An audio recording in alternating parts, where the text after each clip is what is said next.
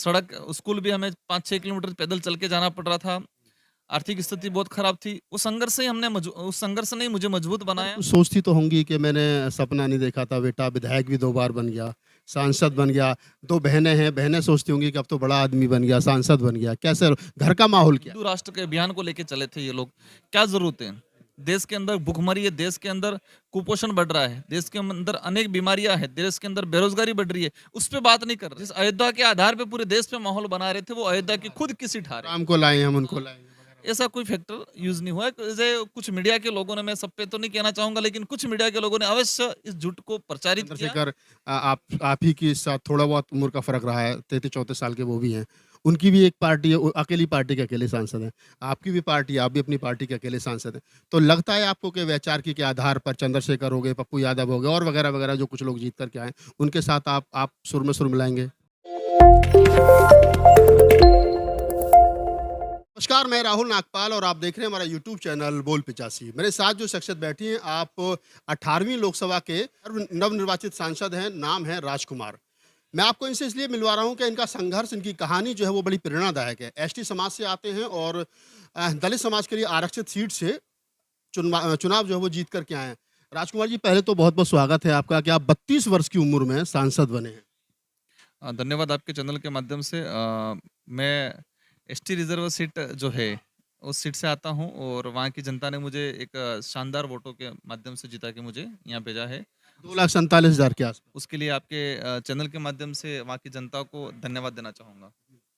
आप इससे पूर्व में 2 बार विधायक भी रहे हैं, तो राजनीति इतनी जल्दी कैसे शुरू कर दी कि 32 साल की उम्र में सांसद भी हो गए? पहले 2 बार विधायक भी मतलब आप जो है वो 84 से रहे। वो कहानी लंबी है। संघर्ष किया और हमारा जो संगठन था, हमने स्टूडेंट विंग बना रखी थी। मैं 2013 के अंदर प्रेसिडेंट बना था। इसके बाद हमने बिल प्रदेश विद्यार्थी मोर्चा बना रखी थी। यूथ की समस्याओं को लेके हम लोग लड़ते थे और इसी यूथ ने एक परिवर्तन के रूप में, एक तूफान के रूप में 2018 में चुनाव लड़ा। बुद्धिजीवी वर्ग ने और यूथ ने एक तय तय कर लिया था कि हमें परिवर्तन करना है। 2018 में मुझे विधायक बना के भेजा। इसके बाद मेरे लिए चैलेंजिंग था कि राजस्थान के 200 एमएलए थे, 200 में सबसे कम एज का मैं था। तो मेरे सामने चैलेंजिंग था कि इस कम एज में बिना कोई ज़्यादा अनुभव नहीं था, तो मुझे कैसे अपना प्रेजेंटेशन देना है। मैं जिस कम्युनिटी से, जिस क्षेत्र से आता हूँ, उसका प्रतिनिधित्व किस अनुरूप करना है। मैंने बहुत मेहनत किया और 5 साल के अंदर उस इलाके को लेके मैंने काफ़ी कुछ काम किया। वहाँ की जनता को लगा कि नहीं यार, विधानसभा में ये भी होता है, विधानसभा से ये काम भी मिलते, विधायक ये भी काम करा सकता है। लोगों को लगा और लोगों ने दूसरी बार मुझे 70,000 वोटों की जिता दिया। दूसरी बार पहले साथ 13-14,000 वोट थे और दूसरी बार 70,000 वोट। 70,000 के आसपास से जिताया। इस कम उम्र में 2 बार विधायक बन गया, वो मेरे लिए काफ़ी था। लेकिन जनता ने जिस तरह से बांसवाड़ा में परिवर्तन हुआ है, कांग्रेस के दिग्गज नेता थे महेंद्रजीत मालवीय जी, और उन्होंने उनको सीधा भाजपा में चले गए, भाजपा से। और मोदी जी का जिस तरह से थी। लहर चला रहे थे, तो लोगों ने तय किया कि राजकुमार राउत को मैदान में उतारेंगे, हम जिताएंगे। राजकुमार राउत की खुद की, क्योंकि आपने देखा होगा सब जगह टिकट के लिए लोग दिल्ली दिल्ली, ये दिल्ली जयपुर चक्कर काटते रहते हैं, इधर इधर कई सेटिंगें बिठाते हैं, हाँ हुजूरी करते हैं। लेकिन वहां पर मुझे मेरी जनता ने टिकट दिया और मेरी जनता ने तय कर लिया था कि हम जिताएंगे आपको। आपकी जो राजनीतिक पार्टी है, भारतीय आदिवासी पार्टी, आप अकेले सांसद हैं उसके? हाँ, बिल्कुल, हमने कई जगह उतारा था, कई जगह अच्छा परफॉर्मेंस रहा है और मैं एक सांसद बना हूँ। आप अकेले सांसद जीत करके आए अपनी पार्टी के, तो जो अभी आपने कहा कि दिल्ली राजस्थान टिकट मांगने वाली जो दौड़ थी, वो आपको कहीं न कहीं वो रास्ता जो था वो छोटा रहा, तो उसका भी बेनिफिट मिला। हमारी पार्टी में ये प्रावधान कर रखा है कि हाईकमान टिकट नहीं देता है। जिस निर्वाचन क्षेत्र से जो लड़ना चाह रहा है, उस निर्वाचन निर्वाचन क्षेत्र की जो जनता है, एक प्रोसेस बना रखा है। वो प्रोसेस के तहत वो जनता ही तय करती है कि हमारा एमएलए, हमारा एमपी उम्मीदवार कौन होगा। जो जनता वोट दे रही है, वही जनता तय करेगी किसको टिकट देना है। मैंने किसी इंटरव्यू में देखा कि जब आपके फादर की डेथ हुई थी, तो आप अपनी मदर के पेट में थे, शायद ढाई 3 महीने ऐसा कुछ था। 2 बड़ी सिस्टर हैं आपकी और वहाँ से एक विधवा माँ की संतान के रूप में जन्म लेना, फिर संघर्ष करना, छात्र राजनीति करना। वही संघर्ष मुझे यहाँ तक लेके आया है। शुरुआत से तकलीफें पड़ी, शुरुआत से संघर्ष किया, परिवार में कई असुविधाएं थी। कह सके कि मतलब हमें स्कूल भी हमें 5-6 किलोमीटर पैदल चल के जाना पड़ रहा था। आर्थिक स्थिति बहुत खराब थी। उस संघर्ष ने ही मुझे मजबूत बनाया और पहले शुरुआत में परिवार के लिए, खुद के लिए लड़े और खुद के और परिवार के लिए लड़ते-लड़ते गाँव के लिए लड़ना शुरू किया और गाँव के से लड़ते-लड़ते कम्युनिटी के लिए लड़ना शुरू किया और उसी कम्युनिटी, उसी क्षेत्र की जनता ने मुझे उन लोगों ने विचार किया कि इसको आगे भेजना चाहिए। उसी का आदिवासियों परिणाम रहा है कि ये मैं आदिवासियों की लड़ाई हमेशा जन जंगल जमीन की रही है। राजस्थान, मध्य प्रदेश जो आदिवासी बाहुल इलाके हैं, आपको लगता है कि वो जो जन जंगल जमीन वाली लड़ाई आप जो पूरा एसटी समाज बिरसा मुंडा से लेकर के यहाँ तक जो रही है और फिर बाबा साहब डॉक्टर अम्बेडकर ने जिस प्रकार से उस पूरे आंदोलन को एक तरीके से बढ़ाया, तो राजकुमार रौत के सामने उस आंदोलन को लेकर के भी कुछ चुनौतियाँ हैं? देखो, आंदोलन बरसों से जल जंगल जमीन की लड़ाई आदिवासी समुदाय ने मुगलों से भी लड़ी, राजा रजवाड़ों से भी लड़ी और अंग्रेजों से भी लड़ी और आजाद भारत के अंदर शासन प्रशासन से भी आदिवासी समुदाय लड़ता आ रहा है। लेकिन आज तक उनके मूलभूत सुविधा या उनके जो अधिकार हैं, उन अधिकार आज तक नहीं मिले।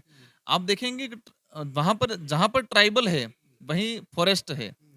ये देश पर्यावरण असंतुलन हो रहा है, इतना तापमान बढ़ रहा है, उसकी चिंता नहीं है। फॉरेस्ट काट आदिवासी है तो फॉरेस्ट है, हम लोग एक ही कहते हैं, जहाँ आदिवासी बचेगा तो फॉरेस्ट बचेगा और फॉरेस्ट बचेगा तो जल अन्य ज़मीन बचा। बचेगा और अन्य जीव भी बचेंगे, अन्य मानव जीवन भी, अन्य भले कोई भी समुदाय होगा वो बचेगा। आदिवासी हम देखते हैं छत्तीसगढ़ के अंदर, आपने हसदे वाला सुना होगा, मतलब हजारों हेक्टर जमीन किसी एक एक दो उद्योगपतियों को दे रखी है और वहां पर बसा हुआ आदिवासी समुदाय आजादी से पहले वो मकान बना के बैठा था, लेकिन आज तक उसको गवर्नमेंट ने पट्टा नहीं दिया है। वही पूरे इलाके के अंदर देखते हैं कि आदिवासी समुदाय जिस जमीन पे बैठा हुआ आजादी से पहले उसको मालिकाना हक नहीं मिला है, लेकिन आज गवर्नमेंट उद्योगपतियों को फायदा पहुंचाने के लिए खनन के नाम से, अन्य परियोजना के नाम से, विकास के नाम से उसको जमीन को दे रही है और आदिवासी समुदाय को विस्थापित कर रही है और वो समुदाय आज भी लड़ रहा है। वहीं घूम करके आते हैं जहाँ जो इससे पहला सवाल मैंने किया था कि संघर्ष लंबा रहा है। मदर कुछ सोचती तो होंगी कि मैंने सपना नहीं देखा था, बेटा विधायक भी 2 बार बन गया, सांसद बन गया, 2 बहनें हैं, बहनें सोचती होंगी कि अब तो बड़ा आदमी बन गया, सांसद बन गया। कैसे घर का माहौल क्या है? देखो, हर घर में एक रहता है कि कोई आदमी बड़ा बनता है तो घर वाले एक वीआईपी मेंटेन या वीआईपी सोच डेवलप हो जाती है। मेरे परिवार में वो चीजें नहीं हुई आज तक। मैं विधायक रहा 2 साल। विधायक बनने से पहले मेरे घर का कामकाज मेरी माँ और मेरे घर में भैंस, बकरी, गाय सब पलता था, आज भी पलता है, आज भी खेती-बाड़ी होती है। वही चीज़ पहले भी था, आज भी है। मेरी माँ यही सोचती है, मेरा परिवार भी यही सोचता है कि हमारा बेटा समाज के लिए, क्षेत्र की जनता के लिए बना है। अब है तो हमारा बेटा, लेकिन वो जनता का सेवक बन गया है, मैं समय नहीं दे पाता हूँ, तो वो समझ चुके हैं और मेरे से ज़्यादा उम्मीद भी नहीं रखते हैं। हाँ, घर के काम के लिए ज़्यादा उम्मीद नहीं। हाँ, घर के काम की भी ऑल ओवर एक वीआईपी मेंटेन हमारा परिवार आज तक नहीं किया और नहीं करेगा। एक सवाल निकल कर के आता है, वर्तमान समय में सरकार जिस प्रकार से 10 साल से जो सरकार चल रही है, तीसरी बार भी मोदी जी ने ओथ जो है वो ले लिया प्रधानमंत्री के रूप में। हिंदू राष्ट्र की कल्पना की जा रही है, संविधान को ख़त्म करके और मनुस्मृति को लागू करने की बात की जा रही है। एससी, एसटी, ओबीसी, माइनॉरिटी समाज के हकूक़ की बात की जा रही है, कहीं न कहीं उनको ख़त्म कर दिया है। एक डर की राजनीति है और इंडिया गठबंधन ने जिस प्रकार से एक माहौल बनाया कि संविधान बचाओ, उस पूरे माहौल में भारतीय जो जनजाति पार्टी है, आपकी आदिवासी पार्टी है और ख़ास तौर से सांसद राजकुमार अपने आप को कहाँ पाते हैं? देखो, आपने जो कहा कि हिंदू राष्ट्र के अभियान को लेके चले थे ये लोग, क्या ज़रूरत है? देश के अंदर भुखमरी है, देश के अंदर कुपोषण बढ़ रहा है, देश के अंदर अनेक बीमारियाँ हैं, देश के अंदर बेरोज़गारी बढ़ रही है, उस पे बात नहीं कर रहे हैं। ये देश को, भारत देश को महान देश कहा जाता है। महान देश इसलिए कहा जाता है कि अनेक विविधता है यहाँ, अनेक अनेक अनेक विविधता है, अनेक कल्चर हैं, अनेक धर्म हैं, अनेक समुदाय है, इसलिए इस देश को महान देश कहा जाता है कि अनेक विविधता, अनेक समुदाय, अनेक धर्म होने के बावजूद भी देश मजबूत है, इसलिए हमारे देश को महान देश कहा जाता है। तो अब हिंदू राष्ट्र की ओनली फॉर बात कर रहे हैं। ये हिंदू राष्ट्र की बात करते-करते यहाँ तक कहते हैं कि जो हिंदू नहीं है इस देश का नहीं है। तो मुसलमान कहाँ जाएगा, जैन कहाँ जाएगा, ईसाई कहाँ जाएगा, आदिवासी समुदाय कहाँ जाएगा? एक इस देश को बर्बाद करने के तरीके से ये लोग इस वे में ले जा रहे हैं। मेरा जहाँ तक मानना है, ये उनका उल्टा पड़ा इस बार। जिस अयोध्या के आधार पे पूरे देश पे माहौल बना रहे थे, वो अयोध्या की खुद की सीट हारे। जो हिंदू समाज को फॉलो करता है, उन लोगों ने भी इस बार वोट नहीं दिया गया है। अयोध्या के अंदर तो ब्राह्मण कम्युनिटी के लोगों ने भी उनको वोट नहीं दिया गया है। तो हम जो कह रहे हैं कि वो हिंदू, आप बेरोजगारी की बात करो, डेवलप की बात करो, भुखमरी की बात करो, उस पे काम नहीं कर रहे। तो मैं उस जगह पे, मेरा जो इलाका है, तो हमारे वहां पर किसी प्रकार का ये ना हिंदू राष्ट्र का फैक्टर पड़ा है, ना अयोध्या का फैक्टर पड़ा है और किसी प्रकार का वो जो कह रहे 400 पार या सारी किसी प्रकार का कोई, राम को लाए, हम उनको लाएँगे। ऐसा कोई फैक्टर यूज़ नहीं हुआ है। जैसे कुछ मीडिया के लोगों ने, मैं सब पे तो नहीं कहना चाहूँगा, लेकिन कुछ मीडिया के लोगों ने अवश्य इस झूठ को प्रचारित किया। इस देश की जनता को गुमराह करने का काम कहीं न कहीं मीडिया ने भी। आप कहीं न कहीं ये कह रहे हैं कि आपकी जो लोकसभा क्षेत्र है बांसवाड़ा, उसमें राजकुमार का जो फेस है, राजकुमार का जो 6 साल का, 7 साल का विधायक के रूप में कार्यकाल रहा है, उसको लोगों ने वोट किया। बिल्कुल ऐसा नहीं है। पहली प्रायोरिटी तो मेरी विचारधारा, मेरी पार्टी की आइडियोलॉजी को वोट किया है। सेकंड नंबर पे राजकुमार के फेस को वोट किया है। तीसरे नंबर पे वहाँ के जो लोकल लीडर थे कांग्रेस बीजेपी के, उनकी नेगेटिविटी को ध्यान में रखते हुए वोट किया है। काफी फैक्टर रहे हैं, लेकिन कहीं न कहीं मेरा संघर्ष और मेरी पार्टी का जो आइडियोलॉजी है काम आए। डॉक्टर अम्बेडकर ने कहा था कि दलित समाज में, एससी-एसटी समाज में कि जो राजनेता हैं, उनको राजनीति के साथ-साथ वो राजनीति सिर्फ एमपी, एमएलए बनने की ना करें। वो लोगों को संगठित करने की, संघर्ष करने की, शिक्षित करने की और उनके हक-हकूक़ के लिए लड़ने के लिए भी राजनीति करें। कितना इत्तेफ़ाक रखते बिल्कुल, देश लेवल पे आज आदिवासी समुदाय, दलित हो, एससी समुदाय हो, जो भी गरीब पिछड़ा व्यक्ति है, जो आज बिखरा हुआ है, मेरा 5 साल में आने वाला जो 5 साल है उसके अंदर विज़न रहेगा पूरे देश के आदिवासियों को, माइनॉरिटी, एससी, जो गरीब, जो मानवता में विश्वास रखता है, इन सभी लोगों को एकजुट करने की मेरा प्रयास रहेगा। हाँ।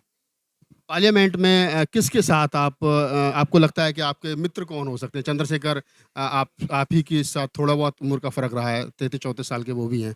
उनकी भी एक पार्टी है, अकेली पार्टी के अकेले सांसद हैं। आपकी भी पार्टी है, आप भी अपनी पार्टी के अकेले सांसद हैं। तो लगता है आपको कि वैचारिकी के आधार पर चंद्रशेखर हो गए, पप्पू यादव हो गए और वगैरह-वगैरह जो कुछ लोग जीत कर के आए, उनके साथ आप सुर में सुर मिलाएँगे? बिल्कुल हमारे जो क्षेत्रीय पार्टी से आए हैं, उनकी हमारी एक यूनिटी बनाएँगे जोरदार तरीके से, और सरकार के हर गलत फैसले पे हम लोग खड़ा रहेंगे, और हम कोशिश करेंगे कि सदन के अंदर देश विरोधी, आम गरीब के हित में, किसानों के खिलाफ ऐसा कोई भी कानून पास नहीं होने देंगे। तो आप राजकुमार हैं और ये बांसवाड़ा लोकसभा क्षेत्र है राजस्थान में, वहाँ से एसटी के लिए रिजर्व है, वहाँ से सांसद जीत करके आए। हमसे इनसे बातचीत की और बातचीत करने का उद्देश्य ये है कि 32 वर्ष की उम्र में 2 बार विधायक और सांसद।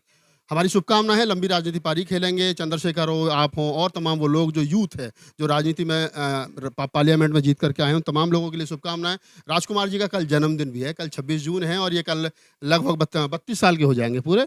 और मैं अपने दर्शकों को बता दूं कि 26 जून 1875 साहू जी महाराज का भी जन्मदिन है, जिनको आरक्षण का जनक कहा जाता है। तो मैं साहू जी महाराज के जन्मदिन की और राजकुमार सांसद साहब आपको भी जन्मदिन की बधाई देता हूँ।